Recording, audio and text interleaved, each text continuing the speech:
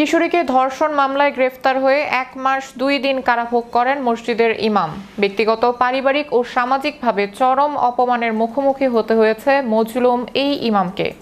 কারণ ডিএনএ পরীক্ষায় বের হয় ইমাম নয়, কিশোরীর গর্ভের সন্তানের বাবা তারই আপন বড় ভাই। এখন কি করবেন নির্দোষ এই ইমাম? বিস্তারিত থাকছে ডেস্ক রিপোর্টে। এখানে দর্শন করে মর্মে মামলাটা করে বট এবং মিথ্যা মামলায় আসিয়ে আমার আর্থিক ক্ষতিপূরণ হয়। যাহা কিশোরীকে ধর্ষণ মামলায় গ্রেফতার হয়ে 1 মাস 2 দিন কারাভোগ করেন মসজিদের ইমাম। ভাঙচুর করা হয় তার বাড়িঘর, এমনকি হারাতে হয়েছে চাকরিও। ব্যক্তিগত, পারিবারিক ও সামাজিকভাবে চরম অপমানের মুখোমুখি হতে হয়েছে মজলুম এই ইমামকে। কারণ ডিএনএ পরীক্ষায় বের হয় ইমাম নয়, কিশোরীর গর্ভের সন্তানের বাবা তারই আপন বড় ভাই। এখন কি করবে নির্দোষ এই ইমাম?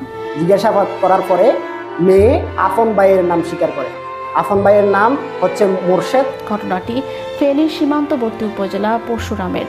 1 মাস আগে ওই ইমামকে ধর্ষক দাবি করে তার বাড়িঘর ভাঙচুর করে ক্ষুব্ধ এলাকাবাসী। কিন্তু দীর্ঘ আইনি প্রক্রিয়ার পর আদালত তাকে নির্দোষ হিসেবে মামলা থেকে অব্যাহতি দিয়েছেন। 2024 সালের 24 নভেম্বর পরশুরামের ওই কিশোরীকে ধর্ষণের অভিযোগে তার মা স্থানীয় জামে মসজিদের ইমাম ও খতিব মোজাফফরের বিরুদ্ধে পরশুরাম মডেল থানায় মামলা করেন। এর 2 দিন পর ওই ইমামকে গ্রেপ্তার করা হয়। এর মধ্যে সন্তান প্রসব করেছে স্থানীয় মক্তবে অধ্যয়নরত ওই শিক্ষার্থী। তাই সন্তানের পিতার পরিচয় নিশ্চিত করতে ডিএনএ পরীক্ষার উদ্যোগ নেন মামলার তদন্তকারী কর্মকর্তা। ডিএনএ পরীক্ষায় বেরিয়ে আসে চাঞ্চল্যকর তথ্য। মসজিদের ইমাম মোজাফফর আহমেদ এই সন্তানের পিতা নন। কিশোরীর আপন বড় ভাই মোর্শেদের সঙ্গে তার সন্তানের 99.99% মিল রয়েছে। পরে কিশোরীকে ব্যাপক জিজ্ঞাসাবাদ করলে এক পর্যায়ে ওই কিশোরী তার আপন বড় ভাইয়ের নাম বলে দেন। এর প্রেক্ষিতে 2025 সালের 19 মে বড় ভাই মুর্শিদকে গ্রেপ্তার করে আদালতে পাঠায় পুলিশ। আপন বোনকে ধর্ষণের কথা স্বীকার করে 20 মে আদালতে 164 ধারায় জবানবন্দি প্রদান করেন মোর্শেদ। এদিকে ধর্ষণ না করেও এ ধরনের একটি গহিত কাজে নিজের নাম জড়িয়ে সব দিক থেকে ক্ষতিগ্রস্ত করায় এর সঠিক বিচার ও ক্ষতিপূরণ চাইলেন মোজাফফর আহমেদ ও তার পরিবার। বিষয়টি নিয়ে গভীরভাবে তদন্ত করছে পুলিশ। ডিএনএ পরীক্ষার রিপোর্ট পাওয়ার পর চার্জ থেকে মোজাফফরের নাম প্রত্যাহার করা হয়েছে।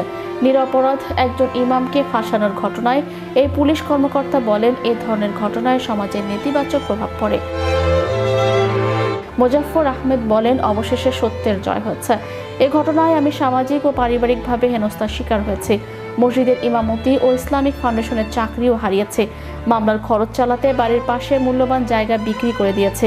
অর্থনৈতিকভাবে ক্ষতিগ্রস্ত হয়েছি। কারাভোগ, সামাজিক মর্যাদাহানি ও অর্থনৈতিক ক্ষতিপূরণ দাবি করেন তিনি। Magic Bangla TV news desk.